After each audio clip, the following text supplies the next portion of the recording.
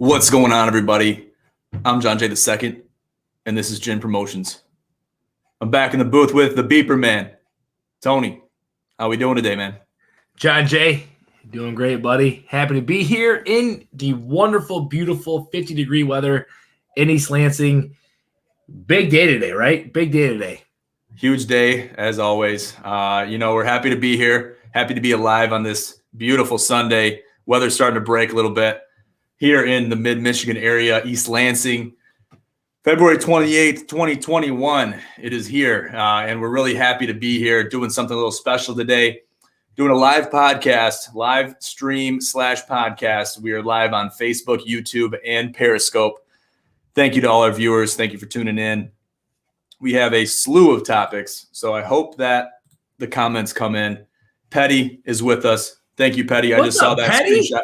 I saw the screenshot of that parlay. It was a 7-legger, missed one of them. Absolutely heartbreaking. Let me know more about that as we go on. We'll dive right into it, though. I'll put some ticker tapes along the bottom. It is. I had a 5-6. I know I had a 6-legger yesterday. And Syracuse, I got screwed. I got screwed on it because initially before the game they were plus 5.5, and then like 20 seconds into the game they were plus 8.5. Plus 8.5 hit, plus 5.5 did not. So you got to roll with it, and you got to bounce back, do what you got to do. Travis Keggy with the comment, Tony, that stash is incredible. Listen, guys. The Muzzy is absolutely deadly. The Muzzy's locked in. Okay, it's dialed in. Okay. Thank you for all the Gin Pro supporters who have commented on the mustache. It's a part of me. It's who I am. It's not going anywhere. I got to clean up a little bit of the other stuff, but the Muzzy's not going anywhere, guys. It's here to stay. Let's dive right into it, though. Let's talk about the Gin picks. So the Gin picks are going strong. We have a couple people lined up to do our fan picks of the week coming up this week for Wednesday. So if you haven't done that, haven't sent us a message yet, please do that. Get that out to us as soon as possible so we can lock you in for a week. We'll get you a concrete date where you can get your picks locked in. And we'll see how you guys do. Tough week for Lil Bink last week. He took it out the nose. 1-4. Absolutely destroyed Mr. Sobolewski's record of 4. Right. So it is what it is, but we deal with our losses. We'll dive right into it right now. We'll talk about our Gin picks as of the last week or so. So we'll talk about the 26th, and then we won't really get too much into depth with that, but we'll briefly look at we'll take a gander at the records. Okay. So February 26th, I did pretty good. I went 6-2, had 8 games out there. Felt really good about these picks. Absolutely been sniping NBA money lines lately. So I'm feeling good about NBA. NCAA basketball is coming around. I bet on a couple lower tier teams. Akron and James Madison kind of kicked me in the nuts a little bit, but listen, it is what it is. So we got to deal with that. Tony, what happened on the 26th? John Jay, I took it right on the chin. Listen, I took it square on the chin. This was my first offer when it comes to going on the Gin picks. I'm not proud of it. I'm not happy about it. Okay. So John and I have a rule, guys, just to set the landscape. Our Gin picks have to be in by 2 p.m. The day of the picks. Okay. That just gives, that holds John and I accountable. The lines can't change too much, things like that. So I think I set my picks in at like 1:55 p.m. The day of the picks. I didn't put too much time into it. I had customers at my desk. Listen, no excuses. Okay. But I took them right on the chin on Friday. But look for me to bounce back tomorrow.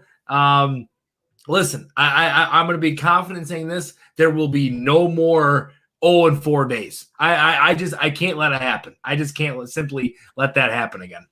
Let's hope so. I guess it looks good for me, though. That's bad. That's bad.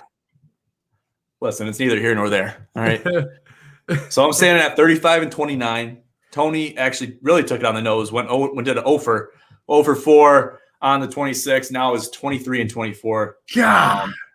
Just under that positive record.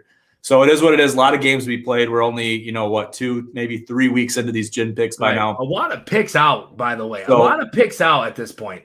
A lot of picks out at this point. So another rule we have for the weekends is you have to have the picks in for the entire weekend on Saturday or Friday. Have it on yep. Friday. And those are for the entire weekend just because we kind of take a little bit of break. We have a lot of other stuff we're focusing on the weekends instead of gin picks. So we'll do that for the weekend, but during the week it's completely free reign and we're in full stride. So it's really exciting stuff, and we really like what we're doing. We're liking how the structure's been working out for us, and it's exciting. So, I mean, look. To have handicappers, okay, that put this many picks out, okay, in such a short amount of time. I mean, even John's put out way more picks than I have. I mean, way more picks than I have. I've been more of the conservative kind of, bet a little bit smarter. John's had to creep himself out of a hole, and he has. And now I find myself in a hole. So maybe look for my strategy coming up, this week to be more aggressive. We'll see how this week goes. That's a good point too, is you have to look at the strategy. So whether you bet 4 games, even if you lose them all, you see how that can affect your record. But like I started out in a little bit of a hole myself, went 2-7 on day one. Having to bounce back from that, it's a little bit daunting to look at that and be like, okay, well, I almost don't even want to take any more picks because I got 2 wins, 7 losses. Right. But you look at me now, 35-29. I mean, it's like anything's possible, but you got to be smart and strategic when you're picking those games. And I think what I did to screw myself on, I don't know if you noticed this, but on the 26th, I didn't bet any NHL games. I went strictly NBA and NCAA basketball. So I like that strategy.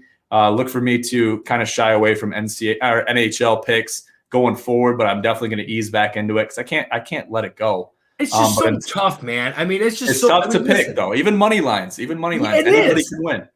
I mean, some of these teams that they give a puck and a half to, we feel really good about it. I mean, there are 2 games, that I took Colorado puck and a half. I look at that Boston money line, Carolina money line, don't even hit. I mean, those are 2 of the top teams in the NHL. Buffalo money line was maybe a little bit of a stretch. I did make it up on my NBA and college picks on that day, but I mean, puck is so hard to pick. Puck is not like picking basketball or football or baseball. I mean, it's a completely different animal. 100%. So look forward to more gin picks coming in the coming weeks. And if you haven't already messaged us about being our guest pick of the week, please do that by reaching us on one of our social media handles. We're looking forward to it. Moving on. Let's talk about live bets. So something we do here at Gin Pros quite a bit, something I've been doing and find myself being quite profitable in more times than not is live betting. So something a lot of these brand new sports betting apps allow us to do is to live bet. It gives you live odds and lets you lock it in with the best odds possible as long as you hit process within a timely fashion. If you don't, sometimes it'll kick you back and give you those current odds. So I don't know who's controlling that switch of being like, okay, we're gonna put Syracuse to +5 or +8.5 instead of +5.5. 20 seconds into the game, they're making a very long-term prediction, which is an incredible amount of stress on Vegas. So that you have to capitalize on that as a bettor and kind of look at the outlook of the game. Maybe put yourself at a little bit of a disadvantage initially, but if you believe in your team and you see that potential in your team that you bet on, you can get some really good payouts if you get the best odds possible. You got to pick the best time to do it, but I think it's a very strategic way to make a lot of money with decently little investment, not a really great amount of investment to get, +300-400 odds. And those games aren't completely out of the question. So Tony, how do you feel about live betting and what's your strategy? So I kind of took it on the nose, on the chin again today. I put a live bet in for Michigan State. Now, again, our number one, John, go ahead, go two screen really quick. What's our cardinal rule here at Gin Pros?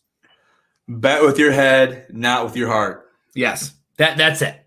Now go back to one screen. Go back on me. Go back on me. Okay. Go back on me. Now, I broke the cardinal rule today. I did. I'm a human being. I'm a human. I make mistakes. Okay. I make mistakes. I live bet Michigan State today against Maryland. Okay, I locked him in at plus 260. I thought it was listen. I thought Tom Izzo was going to ride the wave today and get the W, but they didn't. They flat out just didn't get the dub. Okay, now Mr. Sobolewski, I'm sure you're watching this. I'm sure you're going to listen to the podcast afterwards. He sent me a message today, and he said the following. I'm going to paraphrase, John, but this was what he said. I am not surprised that Michigan State lost. Today was a hangover game. And he's absolutely right. He is absolutely right. They were riding the high off of the Illinois game, off of the Ohio State game. They go into Maryland on the road, and today was a hangover game. So today, I knew that was the case. I'm smarter than that. I knew that was the case. But I bet with my heart, not my head, and look what it did for me today, guys. I mean, it cost me a W early in the day. Then also, in other news, I live bet Brooksy Koepka to win the work play, whatever the hell it was called, the work play open, the work play championship, whatever it was called. I took him live bet to win that thing, and he made a late push to get within a couple strokes, but this Moriaka kid, whatever his name is, I mean, absolutely played lights out. And so I lost today. It is what it is, but I lost today. He did what he had to do to win. Morikawa absolutely dominated the pitch today at the Workday Open, and he did what he had to do. He closed out the day. He did what he had to do, and then he got the dub. So he showed a very dominant performance the entire day. And, it is what it is. Sometimes you take those types of bets on the nose, and whenever you're betting, live betting golf, especially on Sundays, you really got to make sure that your golfer that you pick is going to come out of the woodwork. We've seen Brooks Koepka do that. We have. It bit you in the ass when you bet Jordan Spieth. So it did. Listen, those bets are there. Those bets are there, and there's a lot of good odds. But I think some helpful advice would be, I wouldn't mind live betting golf going into Sunday. So that means before they tee off, maybe even before they hit the range, put their pants on. Just get a little bit of a feel early on. Just look at those odds, look at the leaderboard, be like, okay, who's gonna make a late push here? Who's gonna come in clutch? And hopefully you pick the good guy. But another thing that has to be mentioned too, and I know Tony is coming off that high of winning that bet on betting Max Homa on the Genesis Open, which is incredible, an incredible win. It was a big dub. It was a big dub. Yeah, but anytime you're taking golf into play, it makes it a lot more hype to watch. Trust me. But you got to be admitting that you're throwing money to the wind completely, because you don't know how good they're feeling. You don't know if they put their pants on backwards or not. So you got to make sure you're very strategic about that and have a good amount of confidence in whatever player you pick and making that late push if they're going to do that, because you can get really good odds. It's almost, you're technically live betting golf, even if you bet it Saturday. You're live betting that because the tournament's already underway. Scores are already on the leaderboard. So you're kind of throwing money and chance to the wind. But it's hype nonetheless. Well, look, so I bet Jordan Spieth a few weeks ago. Okay, live bet him. Brooks Koepka, hits a chip, from 60 feet out to sink in an eagle, and he wins it. So I'm thinking to myself, okay, Brooksy Koepka, he shows up late in rounds on Sunday. So if he's within 2-3 strokes, going into Sunday, he shows up late, and maybe he can get the dub. Look, it didn't happen. Listen. If you're gonna bet on sports, you have to be okay with the losses that you have. You just have to. If you're going to, if you really dive into betting on sports and you get pissed off, angry, or this and that when you don't hit, you're never gonna have any sustained success in it. So I lost today. That's fine. It is what it is. Okay. I've coined the phrase of moderations for cowards. Okay. I'm going to bounce back. I'm going to hit some big ones here coming up, and I'm going to be fine. I'm going to be okay. Oh, he's raising his finger. He's right. What could this be about? I got an interjection. So You said moderation's for cowards, but what is the recent rule you made for yourself as of today? So that somewhat contradicts that. I don't want to say absolutely contradicts that rule, but what is that? I don't think it does though. So moderation is for cowards. Okay. But gambling responsibly is the way to do it. You don't want to just go out throwing coin left and right that you don't have. I mean, I'm not going to go out there and start throwing my rent payment left and right when I don't have it. So listen, moderation is for cowards. But what I mean by that is if I set a limit for myself of what I'm going to bet per week, okay, I'm going to be coming back every single week and start throwing that money. I'm not going to stop. I'm not going to slow down. I'm not gonna, pump the brake on that. I'm gonna be listening. And listen, it's always all gas, no brakes, always. Okay. But have I limited myself to a few bets here and there, per week, maybe, but I'm still as aggressive on those bets as I would have been if I was gambling 7 days a week. Well said. Well said. So we'll leave it at that. Make sure to always bet responsibly. We put that in there. Every single time we put it in our last podcast, we put the gambling help hotline. It's there for a reason, folks. Trust me. Some of you guys need it. Some of you people absolutely need it because you don't win enough. Listen, our Instagram handle isn't bet with gin for no reason. Okay. Get that through your head, get it through your skull. Absolutely. And write it down if you have to. Moving on, let's talk about the NCAA landscape. So there's brackets that are starting to emerge, mock brackets, if I may. There's still teams that are questionable. There's teams that are last four buys, last four in, first four out, and next four out. So let's kind of dive into that. I'm going to go to the screen share mode here, and we'll dive into that a little bit. We have an ESPN.com men's college basketball bracketology website where there's different teams that are either making it or dropping in the rankings. So we can see that here when we're looking at the actual mock bracket. And then we can see teams that are on bracket watch. So the top overall seeds, obviously Gonzaga. First team out, they're looking at Minnesota. And last team in, they're looking at Colorado State. So I guess kind of just with this information we have, how are we looking at the picture for the big tournament? So I mean, look, this is going to be a tournament like we've never seen before. Okay, normally when you see an NCAA tournament, you see Duke, North Carolina, Michigan State. I mean Gonzaga is still there, but you see teams like that, up in the forefront.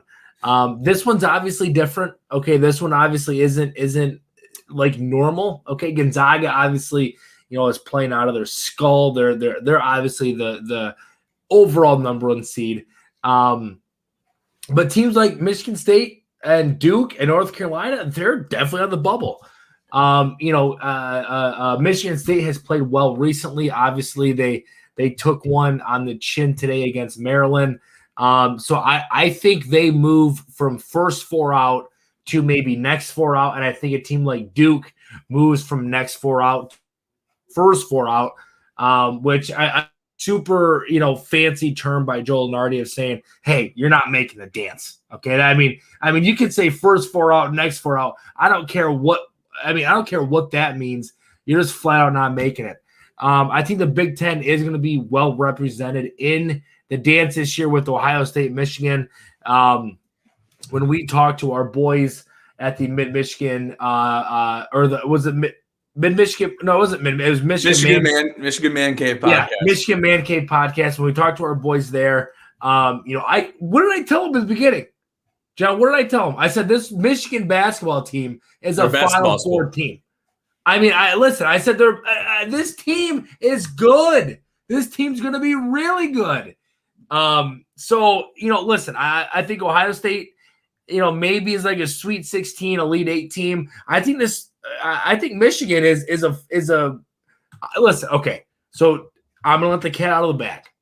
Okay, John, I didn't tell you this yet. Okay, so you might be shocked, you might be floored. I might be getting some hate mail, this and that. I already know what you're gonna say. I put money on Michigan to win the national championship. I knew it. I did. I did. Sue me. But again, what's our rule? I'm not gonna say it. And bet with your head, not your heart. And when you look on paper right now, Michigan's playing the best basketball out of anybody in the country. So I threw money on Michigan to win the national championship this year. But, it's a crazy year. I mean, teams like Boise State are making it. Cleveland State's a 16 seed as of right now. San Diego State. I mean, so it's a super weird, bracket this year.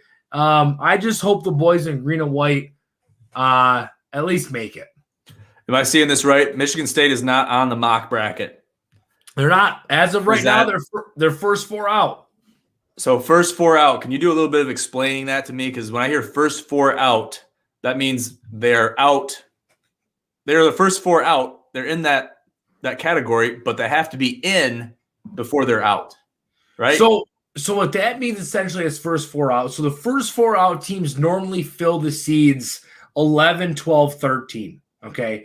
Those first four out teams normally fall into that category. Okay? But they still make it to the dance. No, they don't. They're out. They're done. They're donezo. They're the first four teams that would not make the tournament. Okay? So you said 11, 12, 13 seed. I'm seeing 14, 15 seeds on here.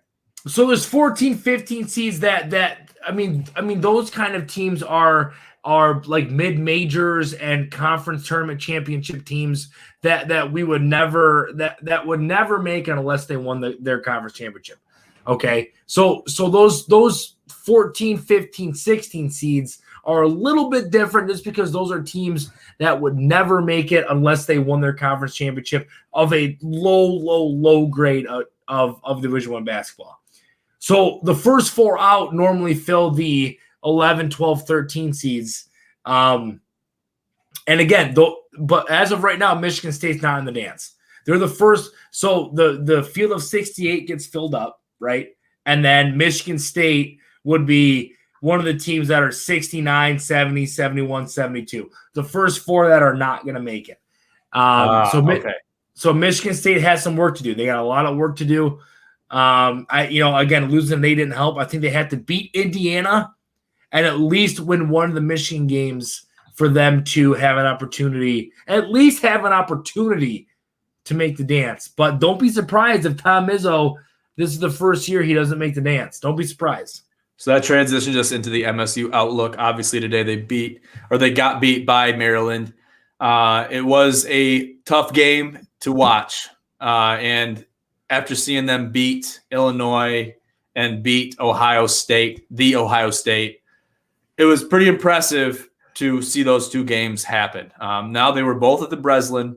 Okay, I don't know if that has anything to do with it or not, but I think it should be taken into account, kind of like Mr. Sobey said, how this was a hangover game with Maryland. They're kind of coming off of that high a little bit from winning those two games that are beating top five teams. I think Ohio State is still marked as a 1 seed on this mock bracket. So where does Illinois fall? They got to be a 2 or 3 seed, right?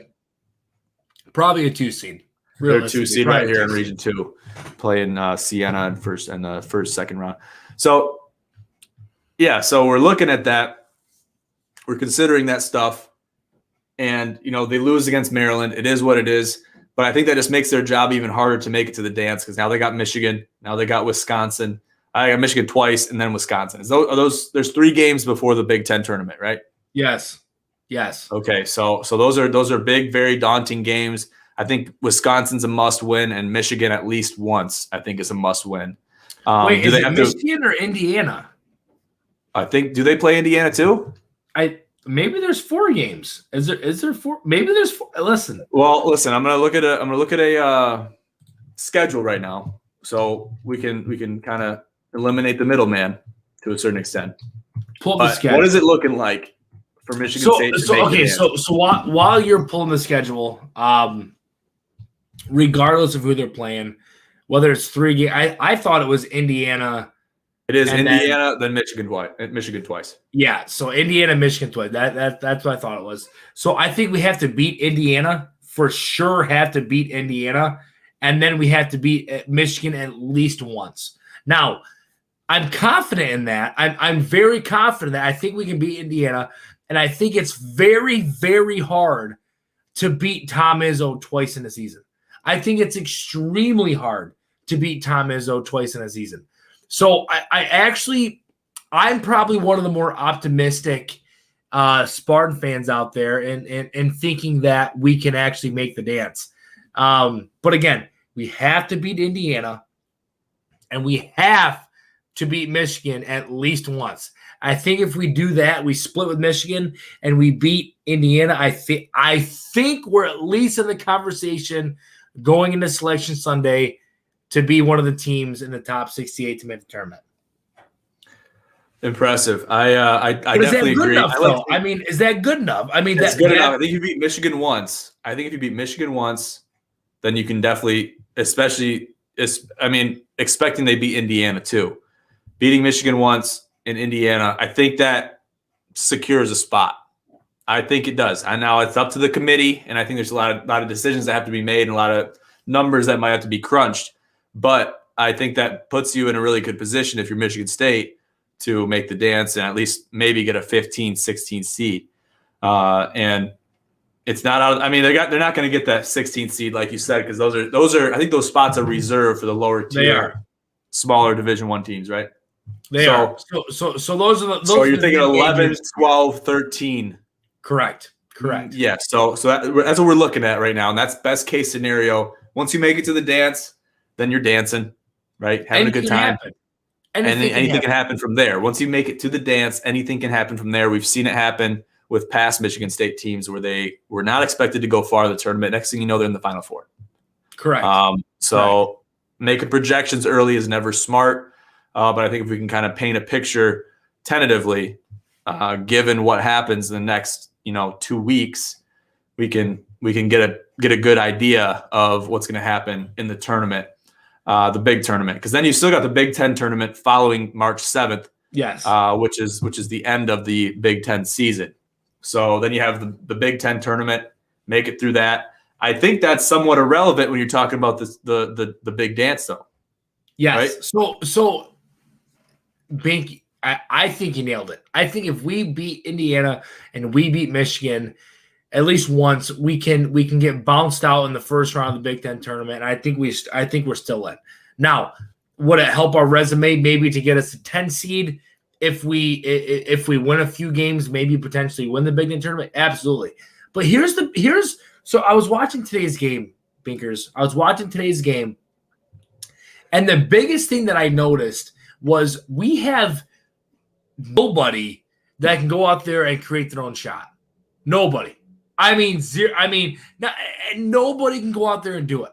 In past teams, guys like Denzel Valentine, when we needed him to get his own shot, he could get his own shot, right? Guys like Miles Bridges, when he needed to get his own shot, he could get his own shot, right? Cassius Winston, he could get his own shot at any point. He could come off a pick and roll, and he could finish better than anybody at the bucket, okay, as an undersized guard. We just have nobody on the team right now that can do that. Zero. There's nobody that can do it.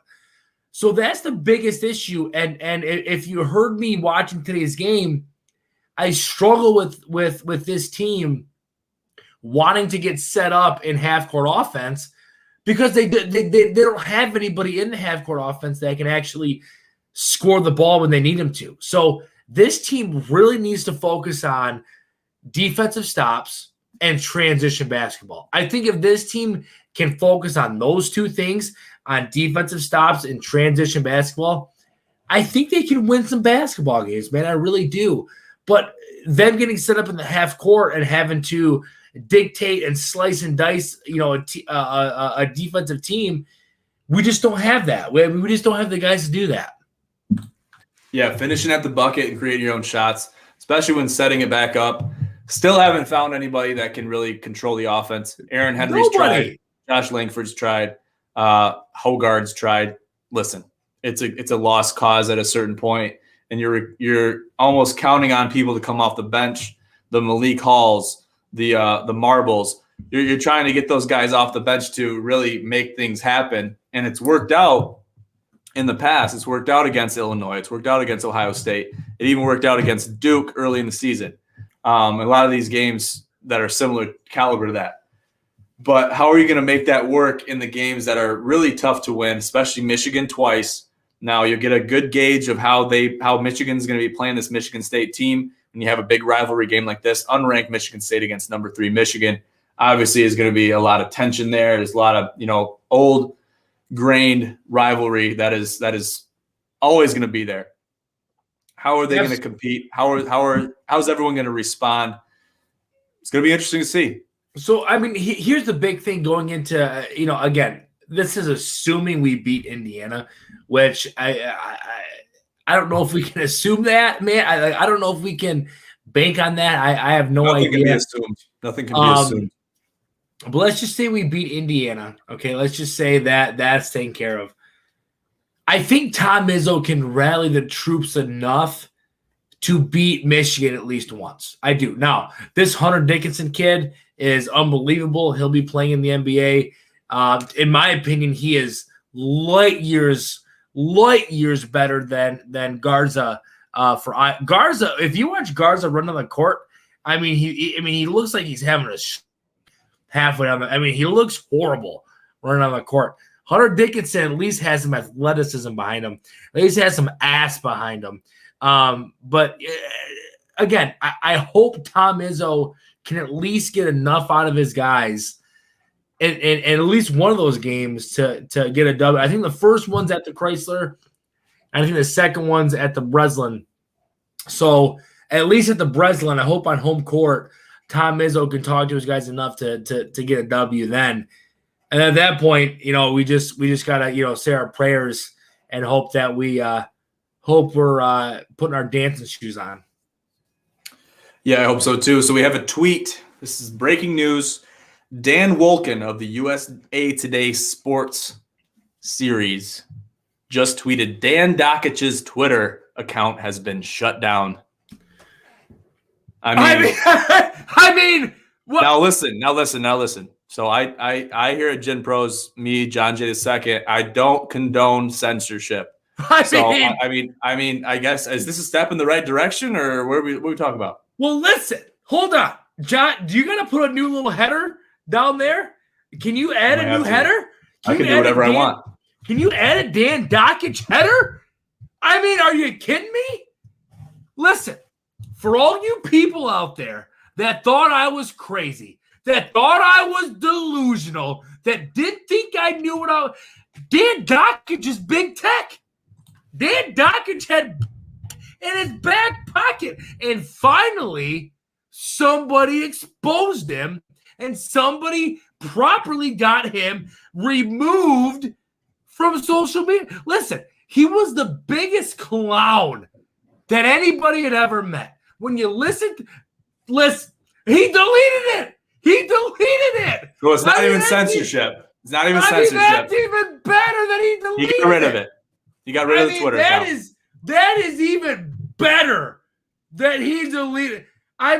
He is the most delusional human being that I have ever met, or not even met, that I had ever had the unpleasurement of listening to. And then I get banned from Twitter for going after him, and then he deletes it. What more could you actually ask for from Gen Pro? Listen, John, we won. We won. That's it. We win. Look at that. It's not there. It's not even a thing. Dan Dakich, you listen, I hope ESPN cans your ass, and I hope nobody picks you up. I hope you can't even get a gig calling play-by-play for a high school basketball game. I hope nobody can pick you up. It's not looking good for Dakich. What a clown. So let me read this real quick. So Dan Dakich overtook the conversation, spewing sexist and misogynistic comments and personal insults at the duo in response to a simple analysis of the systems that govern college sport. Then Dakich used his tremendous on-air platform to call Kalman Lamb a D-bag and insult his appearance. Some might say he went as far as doxing Kalman Lamb by physically spelling out his last name to listeners and repeatedly discussing his office hours in a hostile manner. While it came to Dr. Mellis, who Dakich simply referred to as some lady who was bitching at him, Dan Dakich continued his tirade by discussing going at it in a pool, with Dr. Mellis saying if he did, because it was a public place, he'd have to get divorced. I'm not sure how to take that. It's either referencing a physical attack or a sexual one, and neither one is acceptable.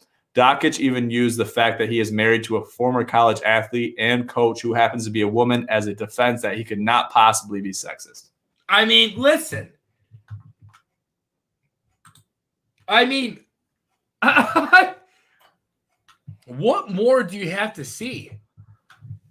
I mean, it's not a good look.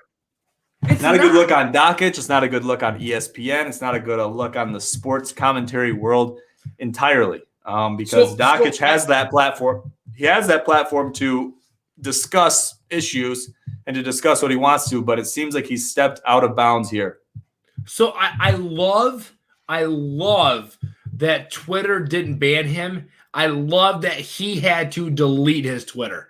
That's the best thing. That makes me feel good about it. But Twitter's been guilty of a lot of censorship in the past. As you know, they've done it to you. They've done it to you. Listen, they deleted me for that shouldn't happen. Right. They deleted me for absolutely. I mean, the only reason they deleted me is because I said I hope Dan Dakich gets hit by a kid on a bicycle. Okay, but the fact that Dan Dakich got so much heat that he had to listen. I mean, I would like to think that the Gin Pros family had a lot to do with this. I mean, okay, so hold on. Let me paint a picture for the people here that are listening, that will be listening later, that will view this later. So I put out a PSA to Michigan State basketball, right, John? I did. I put a PSA out there to the people. John had made a few comments. Previous to that, I put out the official PSA. And Michigan State gets 2 top 5 wins, right? They get 2 top 5 wins. I then, in the same breath, call out Dan Dakich that he's big tech, that he's got the people in his back pocket, that he's a problem, that he's an issue. And what happens? The people call him out. The people get after him. And he has to delete his Twitter. So I just want to say, I mean, look at that clown. Look at him. How can you look at that guy and have any ounce of confidence in him?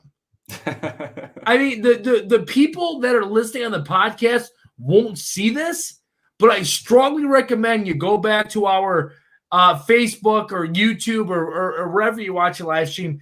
And I mean, this guy looks, I mean, I just want to punch him in the nose. And that's just it. I mean, that's just simply it. So I want to thank the Gin Pros family for having my back, for supporting me and Gin Pros, and getting Dan Dakich off of Twitter. I mean, he did it to himself. It was a self-destructing explosion waiting to happen. Look at him. Just a matter of time, right? Just a matter of time. I mean, we'll give Dakich a break. Let's talk about today. So the Workday tournament, many golfers across the board were wearing Sunday red for Tiger Woods. Very impressive stuff. Very impressed with the field for showing their support. Herschel even had TW on his hat, which was very good to see. It was good to see the support for Tiger and what he's going through during this time. Not only him, but his family. There's a lot of stuff going on with him right now, and we're happy to see that support amongst the field of golfers in the PGA Tour, on the PGA Tour. So that's good to see. What do you have to say about that, T? So, I mean, look, obviously, you know, John and I are big golf guys, okay? Not the greatest. I mean, I'll speak for myself, not the greatest golfer in the world. But obviously on Sundays, love to watch a good tournament close up. And listen, here's what I struggle with. There's been so many people that since this, you know, tragic car accident that Tiger, you know, had, there are so many people that want to say, well, he was done anyway. He was. Listen, that doesn't matter. This was a guy in Tiger Woods, Okay. John could pull up a picture of Tiger Woods from 1998, from 1999. Okay. Just a kid. Just a kid. And he was absolutely shaping the game of golf. Completely transitioning the game of golf from a dead period in the 80s to now Tiger taking over in Storm in the 90s and 2000s. Now, did he have his issues here and there? He did. He absolutely did. Okay. But so does everybody. Everybody has those issues. Everybody, well, I won't say specifically those issues, but everybody has issues that they go through. Tiger just unfortunately was put in front of everybody because he was the world's greatest golfer. I mean, look at him. I mean, John, he's been doing it since he was a kid. Okay. He was doing it since he was a kid. And thank you, Yee. Thank you. I mean, he's the greatest of all time. I don't want to hear anybody say, well, he was done. Who knows if he was done? He might have 2 more Masters left in him. Right, John? I mean, he might. He might. Never count him out. Because if you count him out, then you're doing yourself and the entire golfing fan community a huge disservice. And it's just not smart to do that. It doesn't look good on your own character. Everyone needs to be rallying behind Tiger right now. If you're a golf fan, if you're a semi-golf fan, sports fan, whatever you call yourself, you got to be rallying behind this guy right now because he is in his time of need. And the sport of golf is hurting right now. And we need support. They need support. And it's just in everyone's best interest to support this guy and his family and everything that's going on to make sure he has a speedy recovery, make sure he gets back to the game of golf for the sole purpose of the sport and competition and everything combined. So you got to look out for this type of thing, and you got to be watchful, and you have to be supportive because he is in his time of need. You don't want to prey on his downfall. It's never smart to do that. Not even, just for your own karma and for your own psyche, for your own, chemical balances with the world and universe. You don't want to do that. So you got to show props where props are due. I mean, here's the biggest argument, John, and Binkers, I want you to just answer this question for me. Is the game of golf better with or without Tiger Woods? Definitely with. So, and that's what's so troubling with me is the game of golf is so much better with Tiger Woods. Why would anybody wish that he's not in the game? I mean, I remember going to the Buick Open with my grandfather and watching him make some of the craziest shots that I've ever seen in the game of golf. So, to me personally, I would never in a million years wish Tiger Woods not be involved in the game. Whether he's playing, an ambassador, to me, the game of golf needs Tiger Woods. So, Tiger, if somehow you see this, if somehow this reaches you, just know that us here at Gym Pros and our fans, our viewers, man, we're pulling for you, and we wish nothing but a speedy recovery. Exactly, Tiger. Hope you get back soon. The golf world misses you immensely. Tony, let's wrap it up here. Anything you got left for these people before we let them go for the week? A lot of stuff coming up this week. What do you got? A lot of good stuff coming this week. Gin and Tonic is due tomorrow. Well, it's due tomorrow, but it'll be released on Tuesday on my end. We have a live stream tomorrow going over picks that we have for the day and things like that. Listen, guys, it's another typical gin week for us, another busy gin week for us. We're super thankful for the support and things like that. If you're watching the live stream right now, hit the share button. Just get to as many people as you can. It takes 2 seconds. If you're on any other platform that you can share, hit the share button right now. We appreciate it more than you know. If you're a viewer that's watching after the fact, still smash that share button. And thank you guys for tuning in. Thank you guys for tuning in. Yeah, make sure to check all of our social media, check our link tree, check our Twitter, Facebook, Instagram, everything. We are live on Facebook, YouTube, and Periscope right now. So if you're watching on any of those outlets, thank you guys so much. We really appreciate it. And keep up the good work. Keep on sharing. Keep on getting the word out to the good people of the world that haven't got the message yet. that haven't got, the right mentality. Obviously, if you're watching this right now, you have the right mentality. You have it together. Absolutely. Okay, so you got to figure it out. There's a lot of people out there that need to figure it out. Okay, that's all I'm going to say. I'll leave it at that, though, guys. Thank you guys for tuning in to the official Gin Pros podcast and live stream. I'm John Jay II. Have a good night.